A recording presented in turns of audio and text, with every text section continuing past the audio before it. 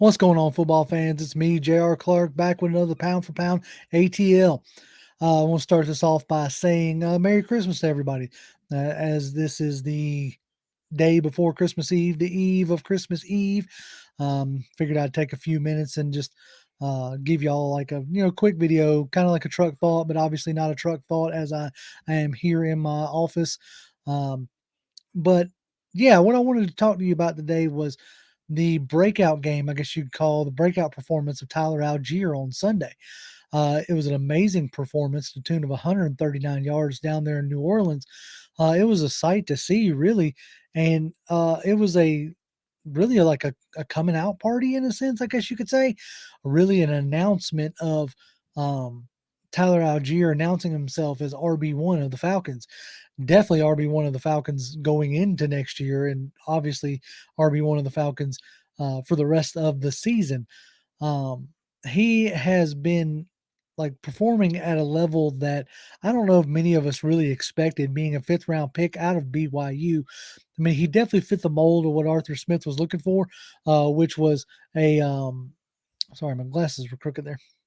Which was 5'11", 220 pounds, like a bigger back, and a back that excelled in um, an outside zone run scheme, and which is what we are here in Atlanta. Boy, these glasses are just absolutely aggravating me today. Sorry. Okay, so let's just kind of get into like his yearly, what he's done so far coming into this year. No fumbles, which is awesome for a rookie. He's done real well in pass protection, has gotten better each week in being able to be out there on all three downs. 11 receptions for almost 100 yards. And a receiving touchdown. So he's giving you a little bit in the passing game, which I think that's something as Ritter grows, if he's given the opportunity, obviously in the next season, as he grows, I think that that'll become a bigger part of Tyler Algier's game. But what you have seen so far is something that I wasn't necessarily expecting, which was a fair amount of explosive runs. He's had 13 explosive runs, I think five of which are of 40-yard variety. He had another 43-yard run on Sunday. Now, Tyler Algier doesn't necessarily possess the long speed, so he's not a home run threat anywhere on the field. But certainly, you cross the 50 and you get into enemy territory, he can definitely house it from anywhere on the enemy side of the 50, which is a plus, which is a boon, right? Right now, he's rushing at 5 yards an attempt, which is where you want to be. The last few years, we've seen 3 yards and under 3 yards an attempt from our running backs. But Tyler Algier is showing you that this scheme is well suited for him, well suited for his running style. And, to the tune of 3.5 yards per attempt after contact. So that was one of our biggest problems last year with Mike Davis, is like as soon as you touched him, he stopped, right? But Algier is like a bowling ball of hate out there on the field. When he gets out there and gets the ball in his hands, he's just not easy to bring down. Routinely rushes through arm tackles and isn't tripped up very easily. I think a lot of that has to do with the benefit of running in a zone run scheme. He is very much built for that wide zone. 180 of his carries have come from the wide, or from not 180. I think it's 118. I was sorry, I said that wrong. Have come on a zone run, which is, I mean, obviously that's our scheme, but it's good to have a back that is suited for that scheme, right? Um, 743 yards rushing on 148 attempts. He's third on a list of the only like rookies who have done that, right? And he wasn't really starting to get the bulk of the carries until Cordell Patterson went down. When Cordell Patterson went down is when he really got to um, really get going. It was a 1A, 1B with him and Caleb Huntley. Toby brought it up on a show that, Caleb Huntley was, kind of outshining him.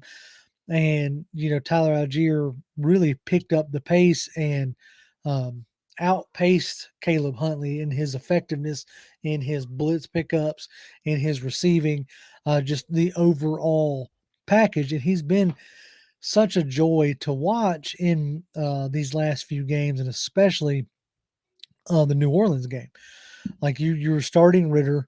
Pretty much everybody figured you were going to run. Everybody knows that we're a run team, and you're still able to rattle off 139 yards. That's awesome. That's an amazing feat. That was his best, game to date, and he did it on the road in a hostile environment.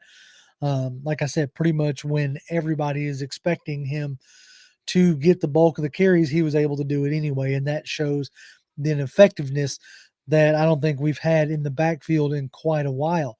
Um, Not since maybe 2016, really. And that was again scheme wise, right? I mean, he's so far, this is all according to PFF. I know we don't hold it as the holy grail, but they do have a certain amount of stats that you don't really find anywhere else. They've accredited him with 33 missed tackles, so that's awesome to see. 13 explosive runs, like I talked about earlier. Um, 5 yards per rush, 2 rushing touchdowns.